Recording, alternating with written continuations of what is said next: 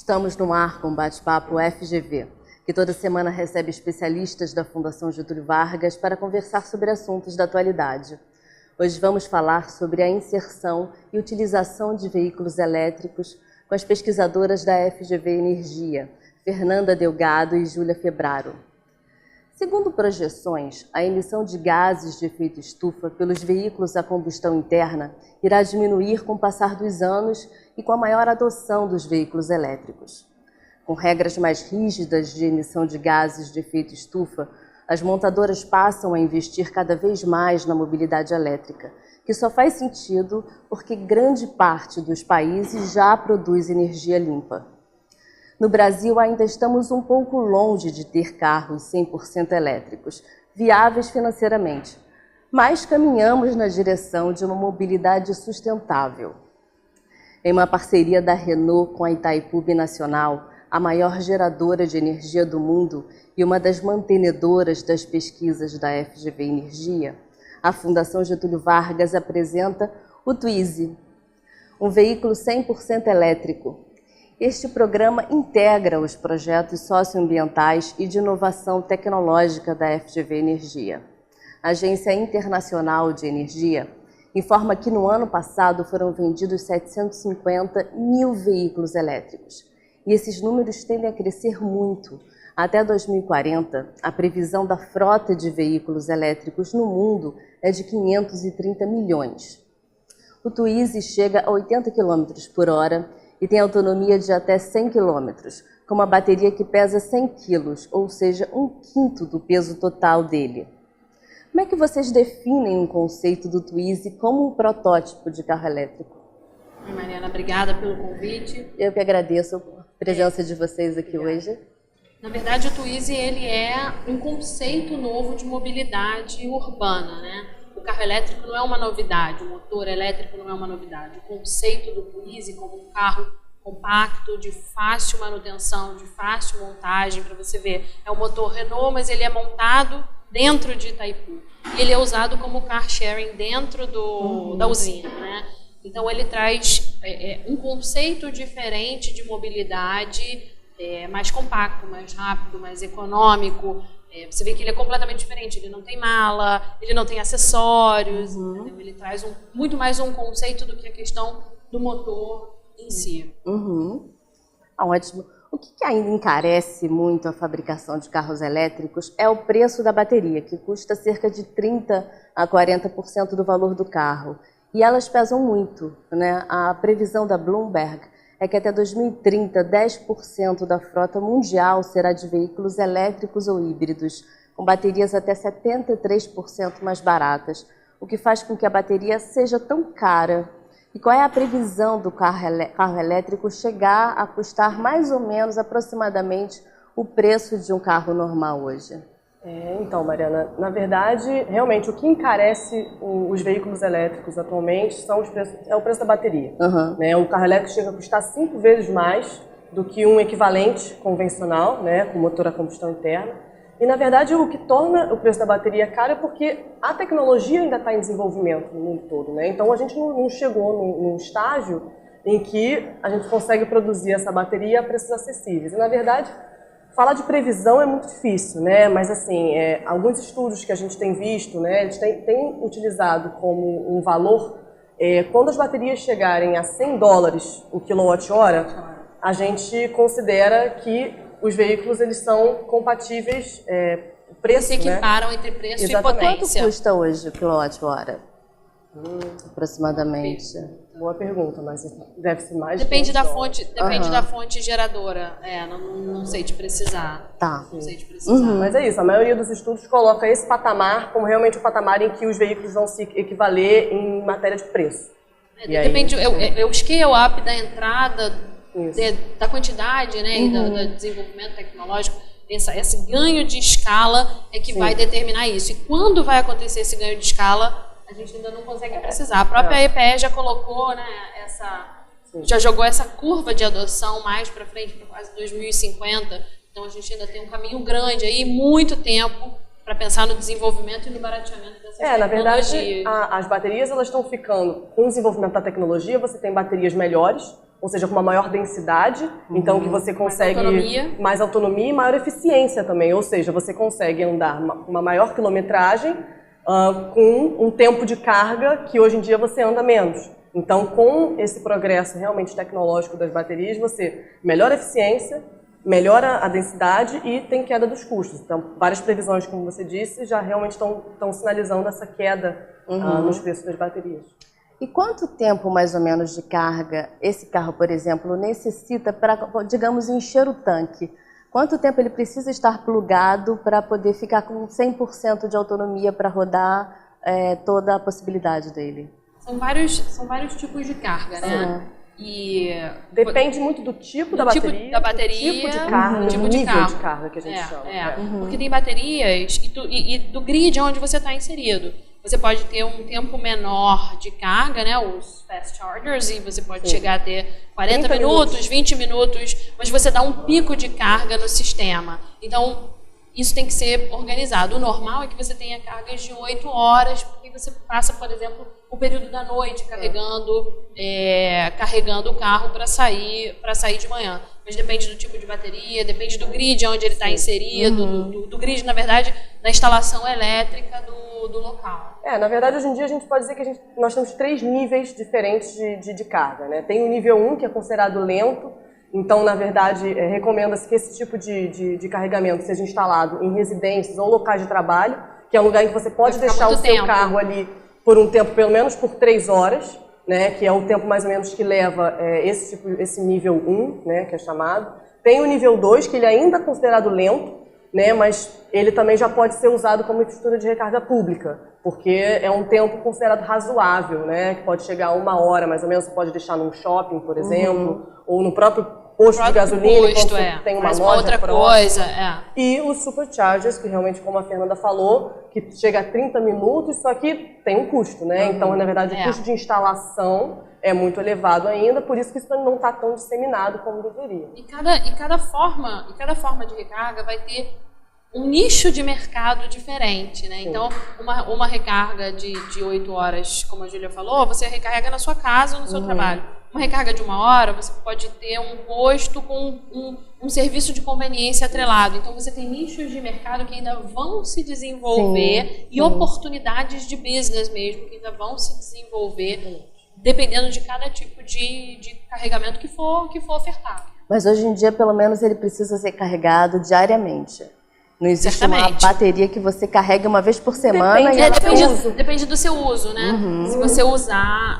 Se você andar os 100 quilômetros, né, você vai ter que recarregar. Se você andar um pouquinho, você pode recarregar depois, depende do uso. Se andar 20 quilômetros por dia, eu posso andar 5 dias e essa bateria não vai se... Tem uma perda de potência, né? tem, mas ela é como mínima. Nossos celulares tem uma perda de potência, mas é bem pequena. E as diferentes tecnologias de veículos elétricos que a gente tem hoje e quais os fatores determinam a tecnologia do veículo elétrico em um país? A cada país a gente tem tecnologias diferentes. E o que determina essas diferenças? Então, na verdade, os veículos, os tipos de carros elétricos, né, que nós temos. Nós temos o 100% elétrico, que é como é o caso do Twizy, em que você só tem um motor, que é um motor elétrico, e esse motor que vai movimentar o carro. E essa eletricidade, ela vem de uma fonte externa, por isso que todos os carros precisam desse plug, né, porque é a única fonte de energia possível. E também tem os veículos a célula de combustível, né, que é o caso que a gente está fazendo uma aposta aqui no caso do Brasil, em que você tem um combustível como, por exemplo, o hidrogênio ou o etanol. E aí esse combustível reage com o oxigênio do ar, gera eletricidade, e essa eletricidade é armazenada na bateria, que alimenta o motor elétrico, e aí o carro se movimenta. E temos os híbridos. Por que eles são chamados de híbridos? Porque eles têm 2 motores. Eles têm um motor elétrico, mas também têm ainda um motor a combustão interna.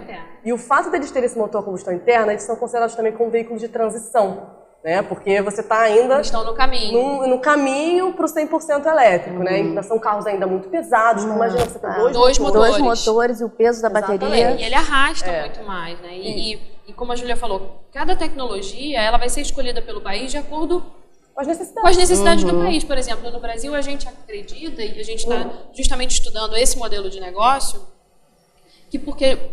pela questão do etanol muito desenvolvido, toda a infraestrutura relacionada ao etanol que a gente tem no Brasil, o modelo que deva ser o mais adequado, a gente não está apostando, né? A gente ainda está estudando. A gente ainda está estudando.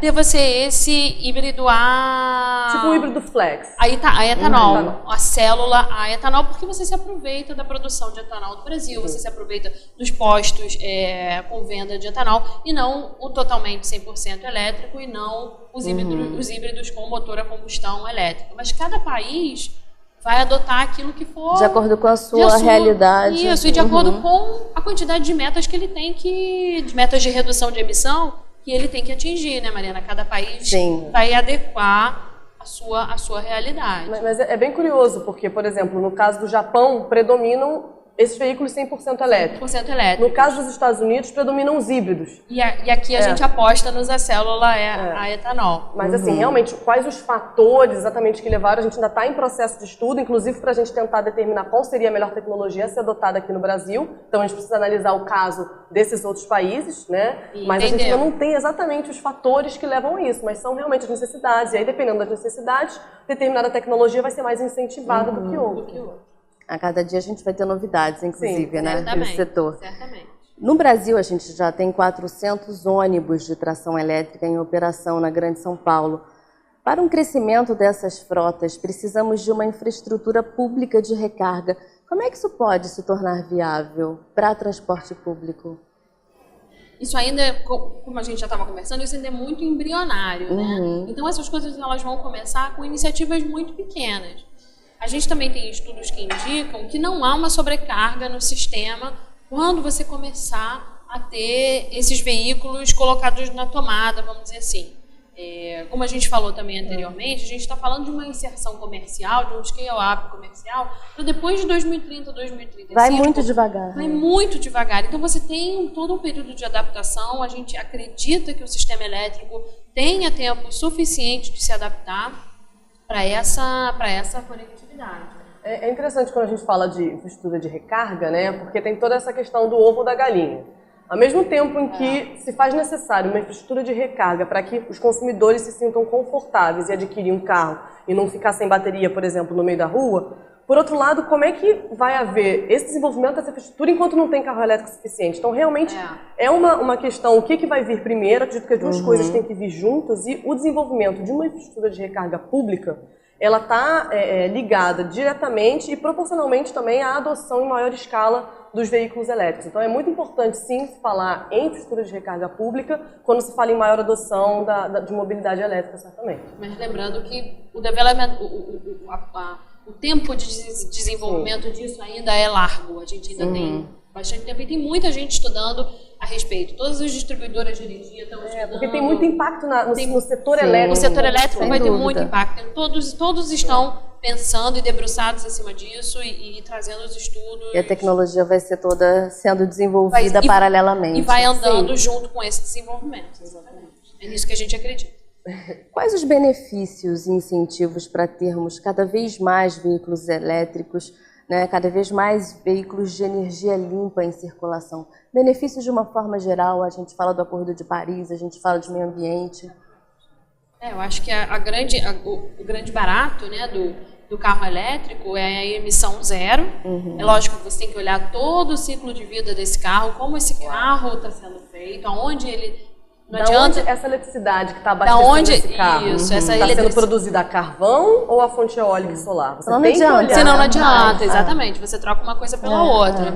É interessantíssimo o modelo, ele não emite gases de efeito estufa, ele tem uma questão de ser muito silencioso, né? Júlia, a gente levantou isso na pesquisa também. Isso faz um impacto legal em questão de poluição sonora, mas não adianta você só inserir carro elétrico se você não pensar de onde vem essa eletricidade, como a Júlia falou. E não adianta você pensar em como esse carro foi construído, quanto de água eu gastei para fazer esse carro, quanto de energia de outras fontes eu gastei para montar esse carro e montar essa bateria. Você tem que analisar todo o ciclo de vida dele e fazer com que realmente vale a pena o ciclo de vida inteiro e que a fonte que alimenta, como a Júlia falou, venha de uma origem renovável também, porque senão... Não faz sentido nenhum. Não faz sentido nenhum, exatamente.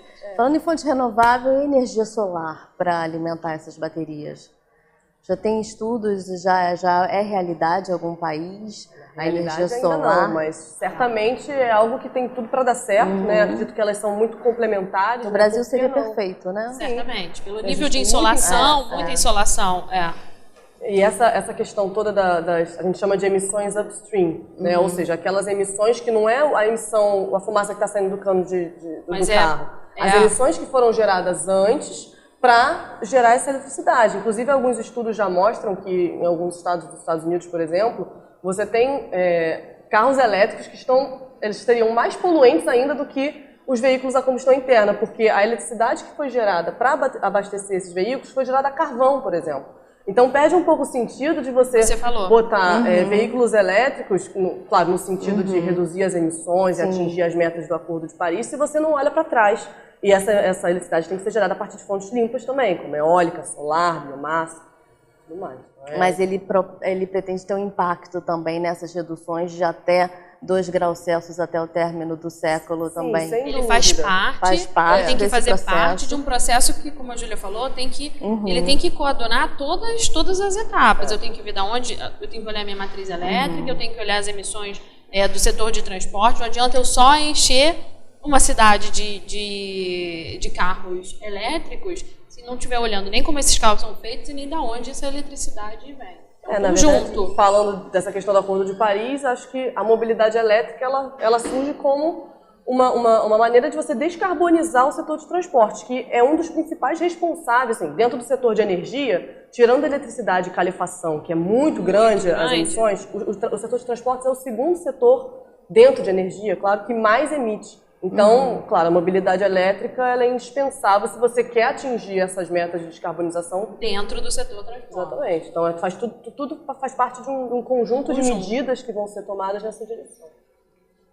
Agora, a gente tem previsões. Em 2021, 95% da frota de cada montadora terá de emitir no máximo 90 gramas por quilômetro de gás carbônico. A França e o Reino Unido já anunciaram que a partir de 2040 não serão mais permitidos carros com motor convencional. As montadoras elas estão pressionadas a fabricar veículos elétricos? Existe essa pressão? Eu sei que é um pouco complicado a gente falar de previsão para 2040. As previsões são sempre jogadas um pouco mais para frente ou não. Existem outras tecnologias que vão surgindo no meio do caminho. Mas já existe uma pressão para que tenha mais essa produção de veículos? Eu acho que não houve nenhuma pressão. Eu acho que as próprias montadoras se anteciparam e todas elas têm os seus modelos elétricos e às vezes até mais de um. Inclusive, existe até uma Fórmula 1 de carros, de carros elétricos. É muito legal, porque coloca na ponta o desenvolvimento tecnológico, deixa isso muito gritante. Então, eu acho que não houve uma pressão, não. As montadoras saíram muito na frente, todas pensando nesse sentido, e acho que elas estão muito prontas com seus protótipos, com seus projetos. A Volvo lançou, há uns meses atrás, fez uma declaração de que não iria mais investir em P&D relacionado a motores de combustão interna a partir de 2019, se não me engano. Então, elas estão muito na vanguarda. O Smart também tem uma previsão. Isso. Elas estão muito, todas elas estão muito na vanguarda, prestando atenção na tendência, porque, de uma forma ou de outra, o motor elétrico, ele é o avanço tecnológico do motor a combustão interna. Não sei se eu me explico. Quando você caminha tecnologicamente, quando você fala de avanço tecnológico, é o passo natural, é o próximo passo da mobilidade, é que você ande em direção a um veículo elétrico. São mais eficientes. São mais eficientes, e enfim. Mais leves. Então, de qualquer forma, o veículo elétrico ele vai ser uma realidade, porque ele é o próximo passo do desenvolvimento tecnológico. Quando vai ser esse próximo passo, é como você falou, é difícil prever, pode ser 2040, 2025, e para cada país vai ser de uma forma, mas ele vai ser uma realidade, obviamente. Quando vocês falam de eficiência, dele ser mais eficiente, em que sentido? É a questão de você conseguir rodar mais com menos energia. Menos energia. Então, ele produz mais trabalho, ele desloca mais peso, mais tempo, né? Ele faz mais trabalho com menos energia do que o motor a combustão interna, mas gasolina ou com diesel. É interessante falar dessa questão das montadoras, né? Como a Fernanda falou, que realmente elas se anteciparam, porque elas perceberam que se elas ficassem paradas no tempo, elas morreriam igual a Kodak, a gente chama de efeito Kodak. Efeito Kodak. E você não se atualiza. E, na verdade, essa é a nova realidade. Essa realidade a gente não sabe exatamente quando que isso vai ficar um mainstream, mas isso vai acontecer em algum momento. E, na verdade, essas montadoras, elas vão entrar não só fabricando os veículos elétricos, mas também em toda a cadeia de valor.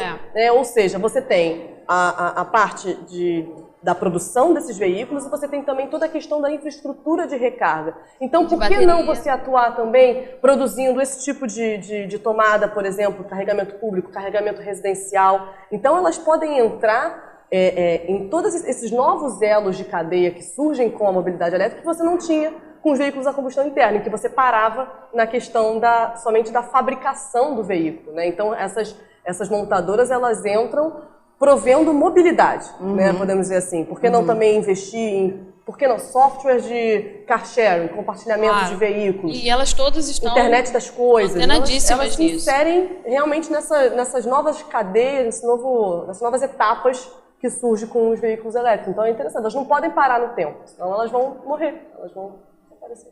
Certo. Agora, através de que tipos de incentivos e políticas públicas é possível tornar viável no Brasil o crescimento expressivo da fabricação desses veículos elétricos? Não só através de políticas públicas, não sei se teremos isenções fiscais, o que pode favorecer uma maior fabricação de veículos elétricos? Não sei se há realmente a necessidade de um favorecimento, sabe, Mariana? O Brasil ele não tem nenhum tipo de pressa em relação à inserção do carro elétrico quando falando da questão da descarbonização e do atingimento de metas, porque a gente já tem uma matriz muito limpa por causa da hidroeletricidade e pelo uso do etanol também como combustível, como carburante, né, para transporte. Então o Brasil ele pode ter um passo um pouco mais lento.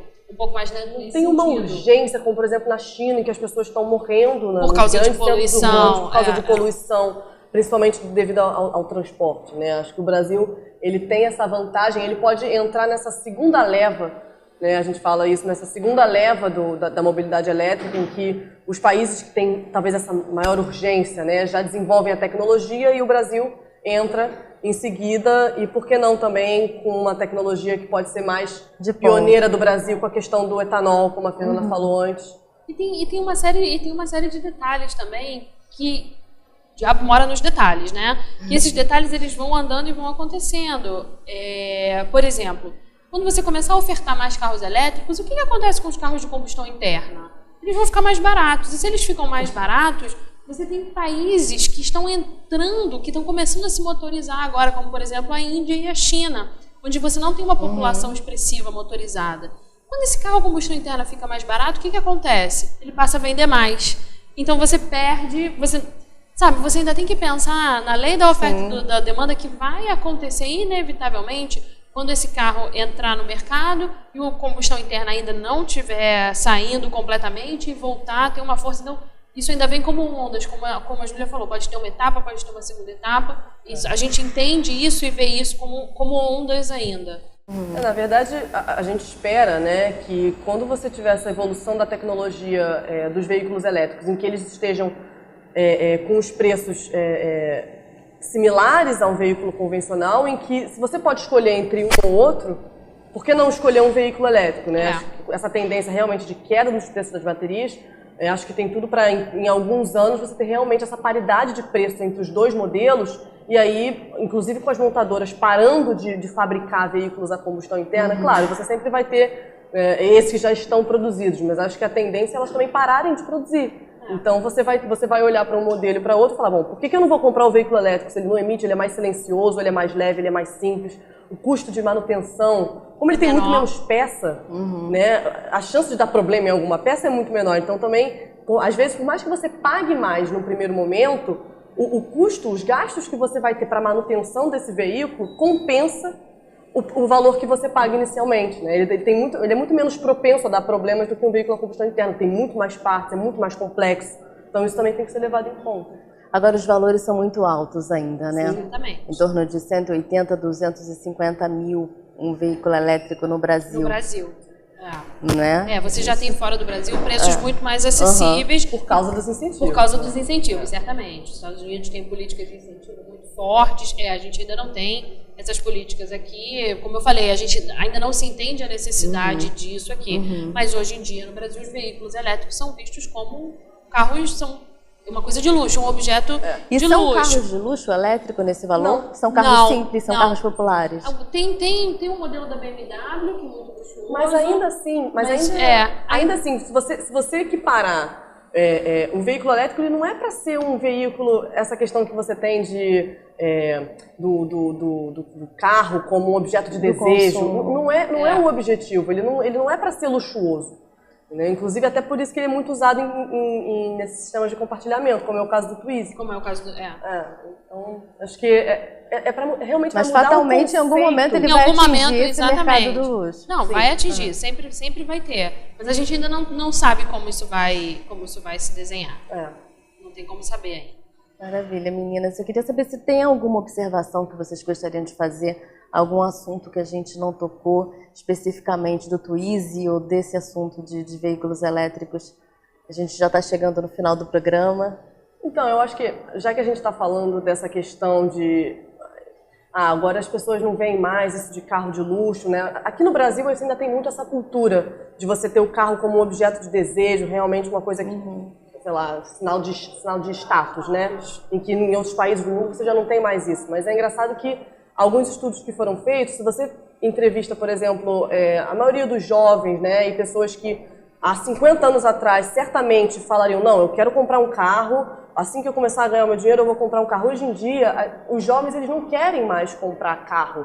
Né? Mudou todo esse conceito de mobilidade. Para que eu vou comprar um carro se eu posso pedir um carro num aplicativo, se eu posso usar um veículo elétrico, um sistema de compartilhamento, tudo num aplicativo na palma da minha mão, né? Para que eu vou perder tempo em engarrafamento, procurando vaga de estacionamento? Quando vocês falam de sistema de compartilhamento, seria como bicicletas que você tem na cidade, que você poderia entrar e pegar um carro e se deslocar para um outro bairro. Exatamente. Já existem programas de em Paris, acho que foi a primeira cidade que realmente isso deu certo, que é eles chamam o Autolib. Que é como se fossem essas bicicletas laranjas que a gente vê aqui, só que são carrinhos elétricos tipo esses, são bem compactos, acho que são só 2 lugares. Quando a gente fala de mobilidade, né, na vanguarda da mobilidade, tem uma série de questões e o carro elétrico é uma delas. É isso que a Júlia falou, a falta de interesse, ou... Eu me lembro que quando eu fui tirar a carteira, eu fiz 18 anos na porta da autoescola para fazer aula e tirar a carteira, e eu queria dirigir.